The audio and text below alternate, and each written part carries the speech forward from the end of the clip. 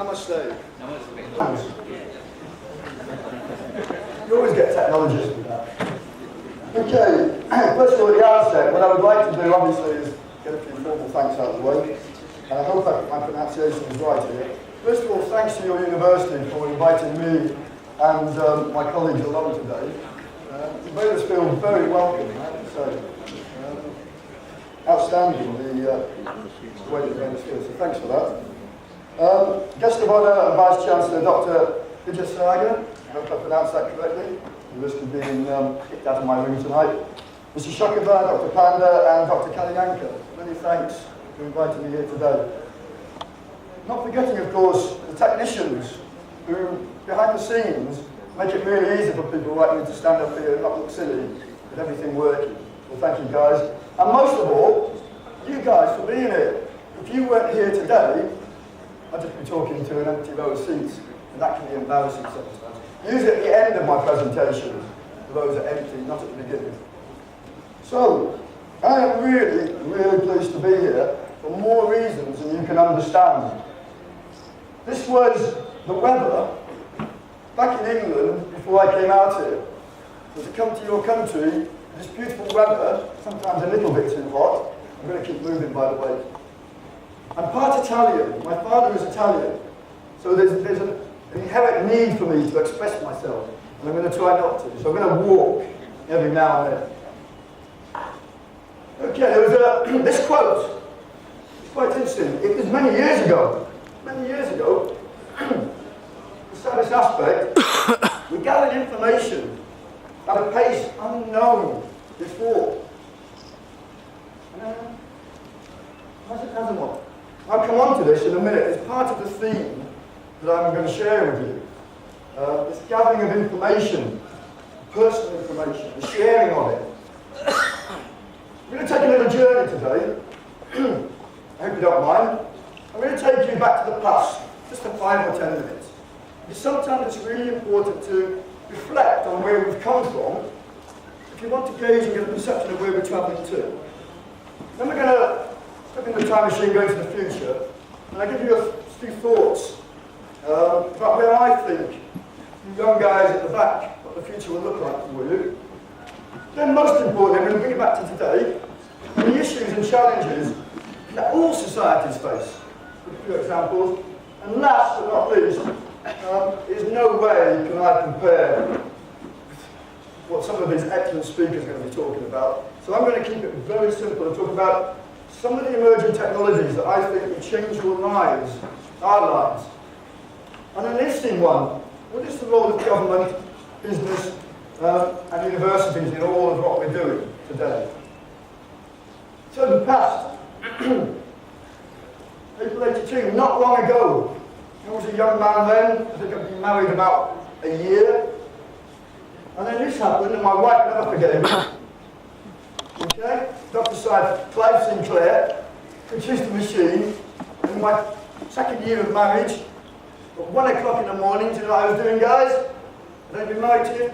I was sitting at the console, learning BASIC, writing games. My wife has never forgiven me. I think 7 years before my kids were born. In those days, life was actually quite simple for somebody like myself who didn't go through the academic route. You could buy one of these, you could do some coding, get some books, and you could produce some wonderful games. Ping pong. But you would produce it yourself, quite creative. Now I know that we have some distinguished academics here, and I know that you can do some very complex stuff with BASIC, cosine, tangent. You can do some mathematical formulas. But I'm trying to make a point here, if you bear with me. My son completed a physics degree at a very good university, then didn't want to go into physics. That's what boys are like. So he joined the Navy. And he was driving, navigating warships. And then he discovered he gets seasick, which is not a good thing to discover when you're 6 months at sea. So he came out of the Navy this year, and he's now studying computer science at university at Masters. The reason I mention that is, he was home at Christmas, and he had a pile of books. And I was looking at the programming that he's doing today. Mainly logic and dynamic programming, Java and all that stuff. And the point I want to make here really, I know this is actually a fairly simple piece of code. They are much more complex. I think Dr. Panda skipped through some in his presentation. So you almost have to be a scientist or a mathematician these days to make use of the power that computer processing has. But basically the point here, let's get this thing to work, is this line here. It's fairly straightforward if you understand programming, but we're almost into the realm now of programming, as I say, with algorithms and code that you need to be a scientist. I was quite impressed with the stuff you do at university. Right, here we go. Because I think technology should be fun from time to time. It's not all about being serious. We have a little quiz, 3 slides, that's all. So, the first question. You don't have to put your hands up, by the way. I did this once and people were putting their hands up. Just think the answers to yourself.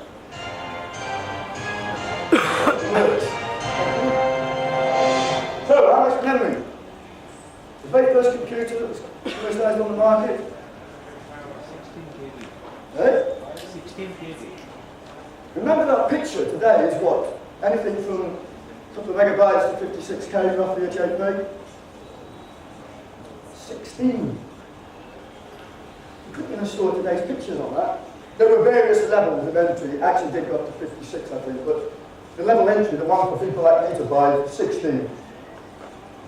Okay, $500. Here we go, $500. I've got an academic smile. I don't know how much that makes me feel pleased. How long is the first one printer? Okay, you don't have to shout that. We're going to be surprised. First one. 5 inches. That's all it was. Okay? Now I know that many of you in your minds are saying, no.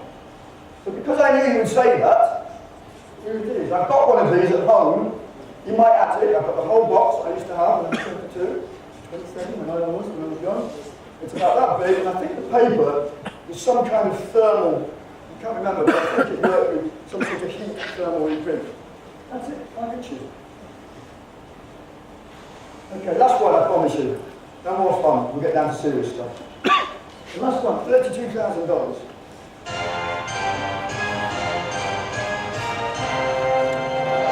How heavy was the very first commercial phone? Mobile phone. Mobile phone. B. There's actually 2 possible answers because I just realised while I was sat there, my conversion for ounces was gone. But basically, if you've got 2, I'll accept it because I think 30 ounces is actually sort of. It was known as the brick. I saw one of these in London as a young man back in the 80s. And you've got to imagine this now because these were the first. There was a guy in a suit in London walking down the road. He had one of these things almost perched on his shoulder. The antenna here was as long as the phone. It was 13 inches, and the antenna was up there, and he had the battery pack, which was bigger than the phone, and he had his case as well. And we were going, wow, that's technology for you. Look at that. We'll all have one of those soon. Okay, so the reason I've gone through that very quickly was I want to impress on you how far we have come in such a short space of time. And where's the future going to take us? And we've seen some, we'll hear some excellent presentations over the course of the next few days. But this is my take on it, okay? So apologies, guys.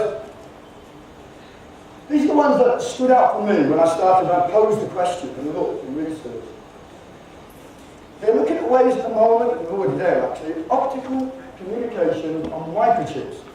If this was a microchip, this room, okay, me passing something to the gentleman at the back, in terms of distance, okay, imagine if I could sit in the road in front of him, flash it to him at the speed of light.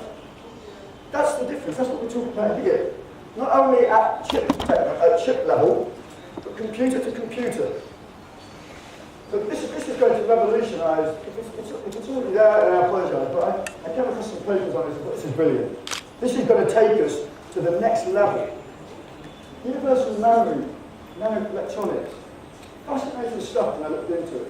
You imagine a DVD with approximately 50 million bits of information on it, okay? The size of the thing. To me, that's phenomenal compared to the original 5.5-inch floppy disk I had on my first IBM PC. I think it was 512 kilobytes. You can now get to 50 million bits on a DVD. Nanostructures apparently will allow us to store 1 trillion bits of information on 1 square centimetre. Now, they haven't achieved it yet. But I can find out they have achieved 100 million bits of information on a square centimetre. Guys, that's phenomenal. It really is. The last one I thought was interesting. Emerging the I have an army background. I was in the forces for 20 years. Biotechnology and engineering coming together with computing. Artificial limbs that act like the real thing and are actually attached to the nervous system. That has got to change. It's got to change society in the world. Okay, guys, when you're older, perhaps not as old as me, you'll probably live in what? A digital city. Okay? For people who have studied structured system design methodology, you will know that you can take any human process, any business process, you can map it out to the nth degree, and then you can program. So you're mapping processes and improving it. So all of our processes, all the things we do in our day-to-day life here at this level, will, I believe, in the future be mapped out at process level.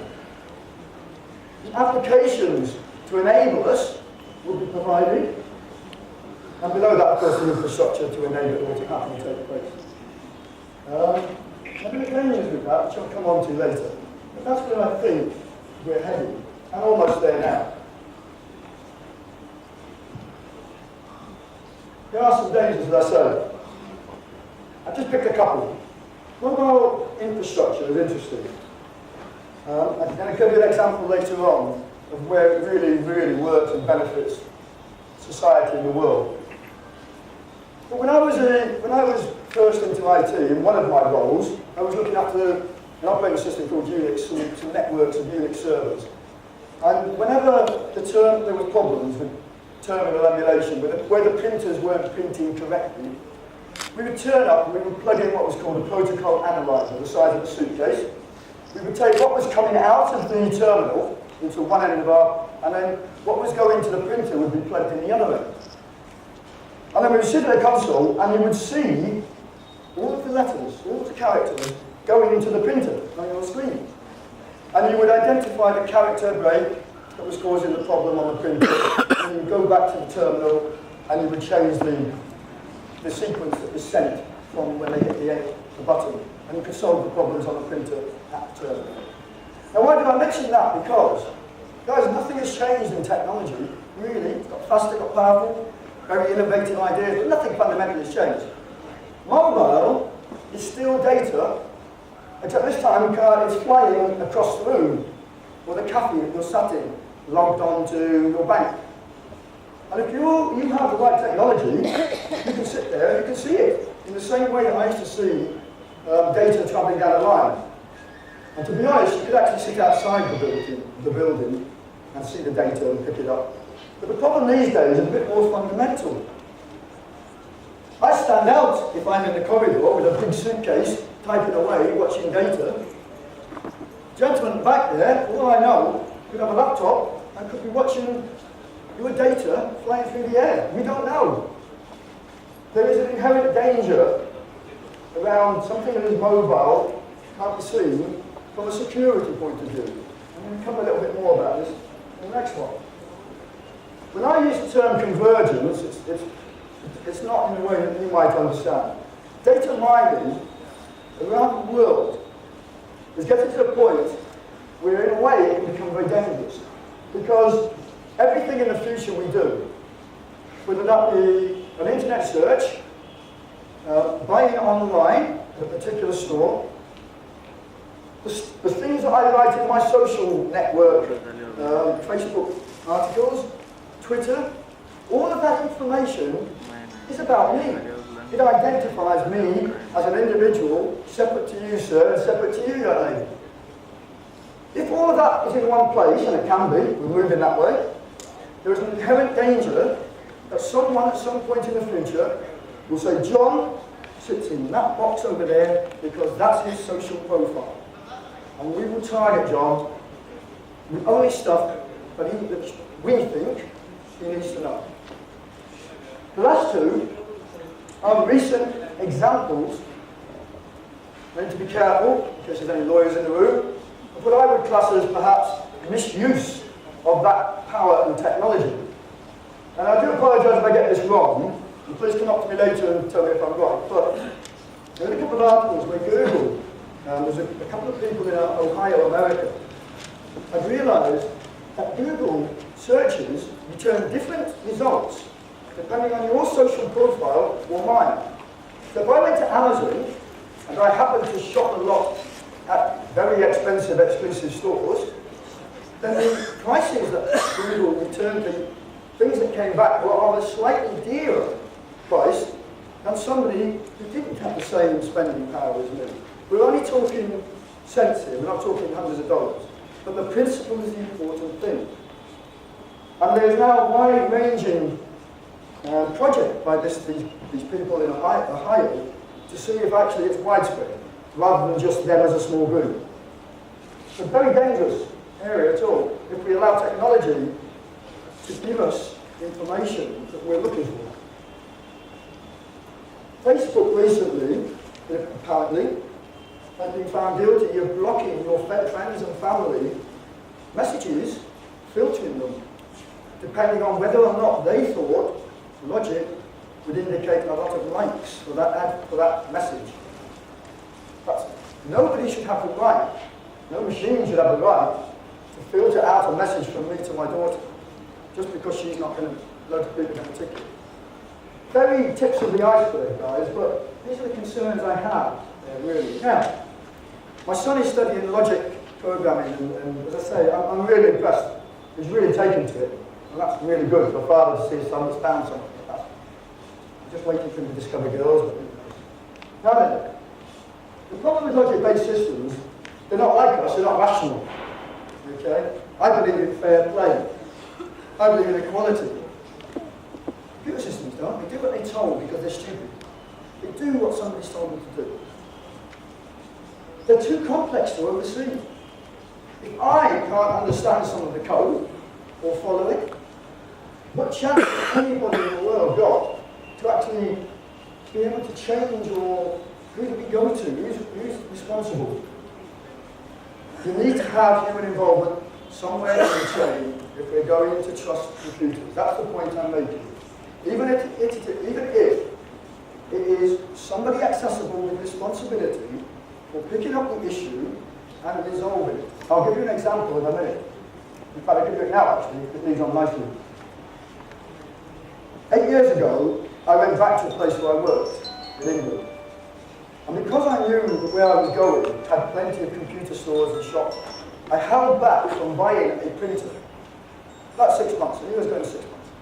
I turned up in the store, I selected my printer, in a great range, stood in a queue, I got to the queue, and the girl said, sorry, your credit card has been turned down. There was more money in the account. I could have bought 5 printers. And I said, you've got a mistake, I'm sorry. Can I speak to somebody? Sorry, nobody talked to you. You can't complete the sense. Has anybody else been in that situation at all, by the way, It was prevalent for a period of time in the UK. 2 days later, I tracked down the operations manager in the bank. It wasn't easy. And I spoke to him, and he was very apologetic. He explained that they'd introduced a cluster of logic servers. And the computer had worked out that I don't normally shop in Norwich. That's right, I don't. But I'm not a computer. Okay? And the point I'm making, I guess, is being turned down for credit. Okay, frustrating, irritating, a waste of my time. I'd rather be gardening than trying to track down the operations manager in a bank. But you imagine a driverless car, logic-based system, working out that the best route at that time of day, to avoid traffic, is through a school playground, because at the time of day there will be no children in the school playground. But the teacher has decided it's a nice day, we'll go and work outdoors. That has a slightly different implication than me being turned down for a car by my printer. Okay, the present, where we are today. A few years ago, I had an idea. I have lots of ideas. I should write them down. But I had an idea. People were asking me to go and help them with their computers. I live in a small area in the UK. I live on the boundary of what is perhaps middle class, not affluent, and on the other side is more of a defined area. But I sort of live in the middle. And lots of people asked me to help with computers. And I said, why don't I, instead of going around, I was spending 2 days a week travelling, helping people. Why don't they come to me? All I need to do is find a room, find some money from the government, bingo. I set up, that's what I did. I set up a little hall, a little church hall. And you've got to remember the population is only 5,000 people roughly in the little area that I'm in. I don't advertise. Word of mouth, I do not advertise. Trust me. In the first year, I was quite happy actually. I sat there, 1 day a week by the way guys, Monday morning to Monday night, 1 day in the week. First year, 163 hours of people coming in, sitting down. They don't book, they don't tell me before they turn up what they want to learn. Okay? It's just come in, sit down, we'll do another. We don't enforce it. Year 2, 802. Last year, December, 1,450. Now, they're not big numbers, I know, but the point here, that is telling me that there is a need in a very small, deprived area for technology training. I mean, it's phenomenal. And it's the most simple, basic stuff. How do I use an iPad? How do I get my pictures off a phone? How do I use Skype? How do I use the internet? You'd be surprised.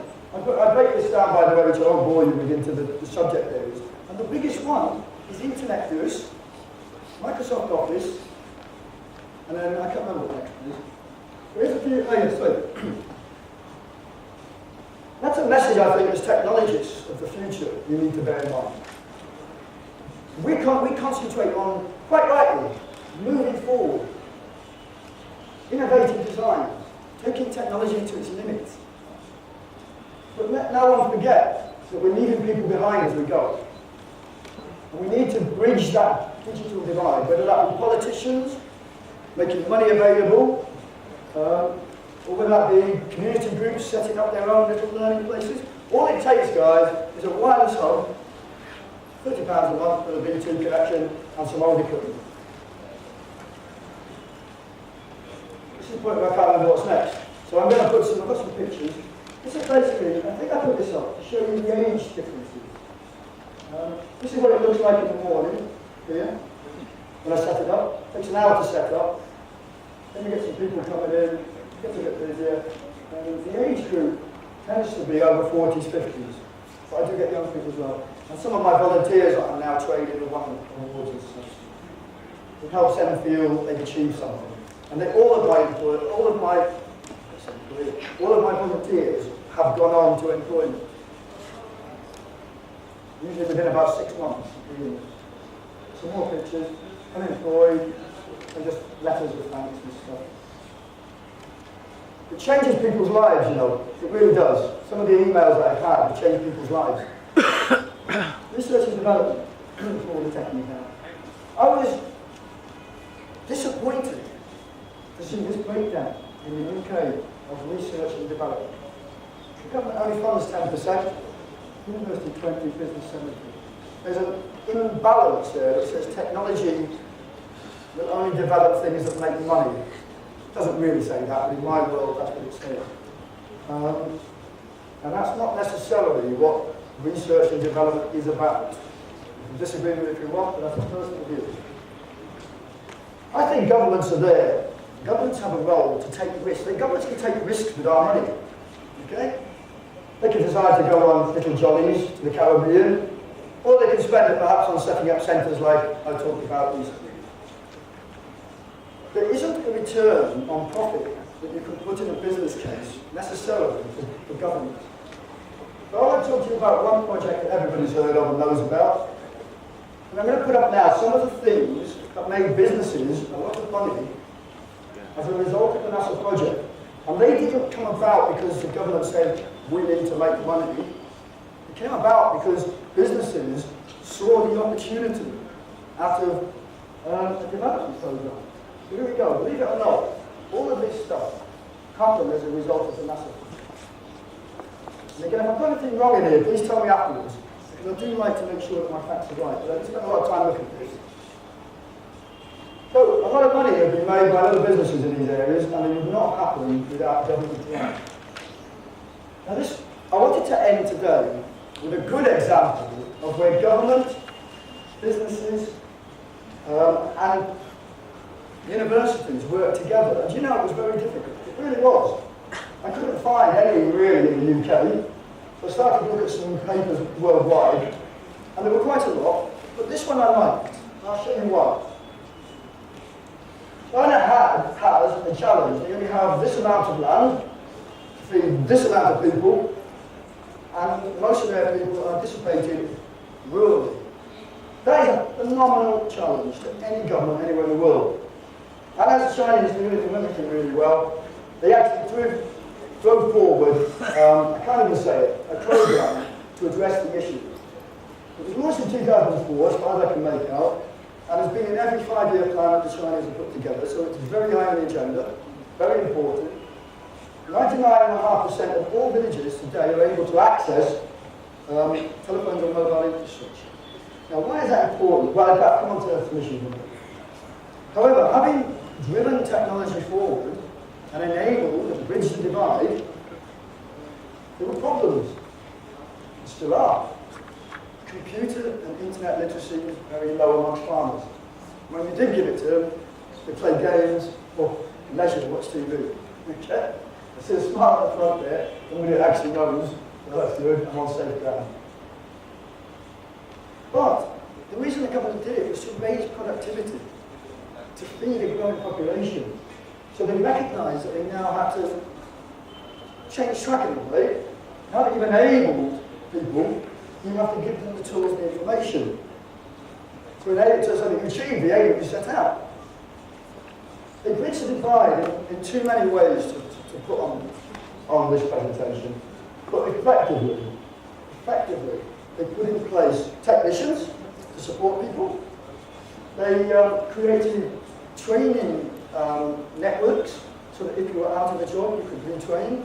And more importantly, they engaged universities and institutions in the training and development of the farmers. And a fact I found amazing, like I actually learned myself in learning, business learning, over 100,000 students at 3 mega universities study that way, using the mobile infrastructure and the network. You have to be impressed with it. I have no idea. Right, I recognise that many members in the audience, I would not dare to even discuss academic issues with them. We would not be standing. What I thought was I'd give you some ideas, gentlemen, to take away. And I've got some ideas for you guys as well. Some ideas that might help society. I used to manage an airport, Aberdeen Airport, all of the infrastructure I was responsible for. I had black hair before I took the job on. I'm starting to go grey. But I had 16 server farms. They didn't have many, 4 servers in each server farm, all over the airport, which was wide, the heliport. And I had to pay, I can still remember the price, £2,000 for each of my server rooms for air conditioning. Because as all of you engineers will know, what happens to metal when it gets hot, we're talking about discs, wafer-thin discs, it expands. So you have to keep server rooms at a reasonable temperature. Can we please find a way of tapping all that energy into some way, I don't know, heating the airport's boiler rooms and cutting down costs. If you've ever been into a mainframe, you need to go in with a t-shirt until you get to the actual mainframe where the room's air conditioned and sealed off. So there's got to be somewhere, a way that we can stop wasting energy, burning it up just to heat the clouds. Please, somebody out there. Apparently my ears, my eyes, and my face make me unique to every single one of you in here. I'm not saying for you, sir. Why have I got 100 spreadsheet of passwords? Surely it's not beyond the realms of technology to make my life simple. By scanning my facial features in onto my laptop and having some sort of biometric code, okay, which whenever I click on Facebook, I just click on a little button with B on it, and it takes a picture and it says, yes, that's you, John. That would be so much easier than having to remember uppercase and lowercase. And I've changed my password last week. There's something else in there, yes. If I go to the bank, and I'm not picking on you because you look a bit shady, but if that gentleman there looks over my shoulder and writes down the PIN, if I let him see it, and then somebody pinches my card, yes, they can access the bank. But if they steal my biometric password off my laptop, you know, there's got to be something severe to me to be able to take my face and use it. Okay? So please, somebody out there. Now, guys, it's staying with you at the back there. You just woken up. Gentlemen in the back just woken up. This one's for you. If I was starting out today, as you guys are,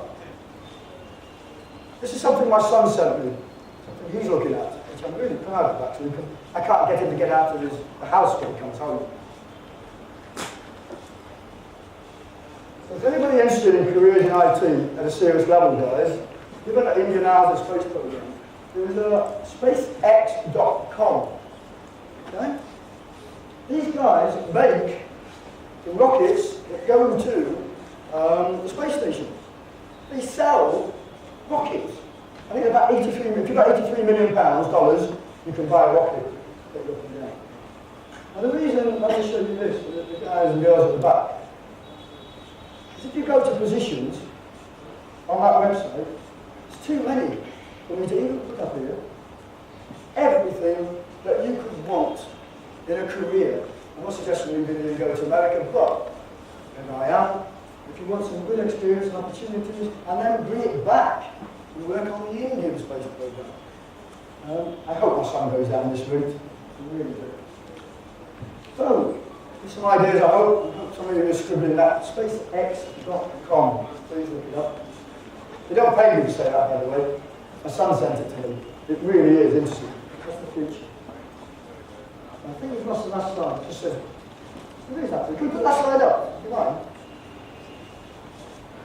Does it fall asleep? I might have an engine mod off. I do that sometimes. The very last slide, if you could. Just a little message. This is about 40 minutes. The very last one, was it gone? Let's go. Alright, it's a big smiley face with a quote, and it said, quickly, the future is not something you travel to, it's something you create. That's my presentation. Thank you guys. Thank you for listening.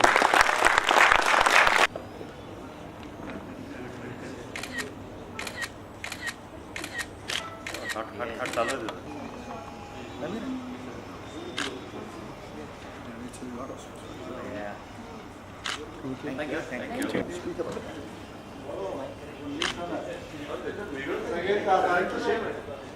Thank you. Thank you.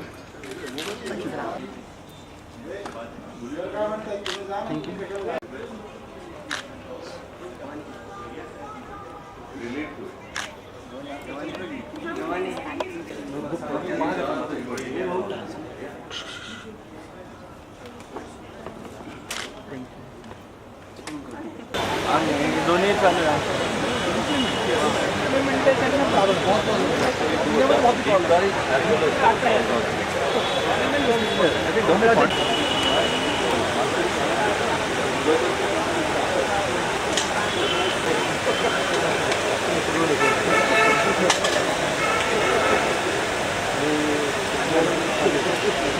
इनको separate अच्छा जी खायला जमणार ते आपल्यासाठी तिकट लोकांना आणलं बघ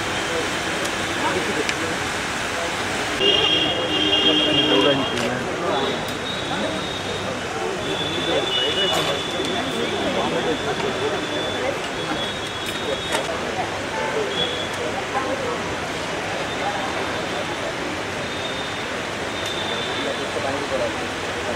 the National Assessment and Accreditation Council, Bengaluru, to deliver his lecture.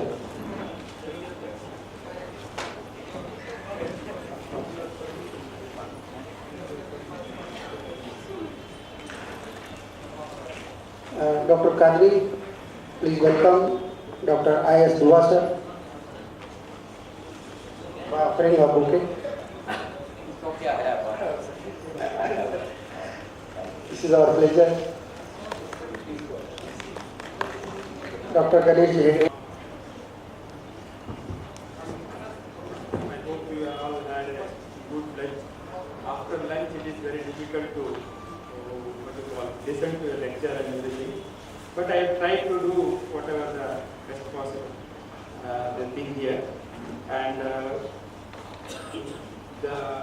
I hope you had a good lunch. Hope you had a good lunch. Yes. So that is very much necessary to keep the body awake.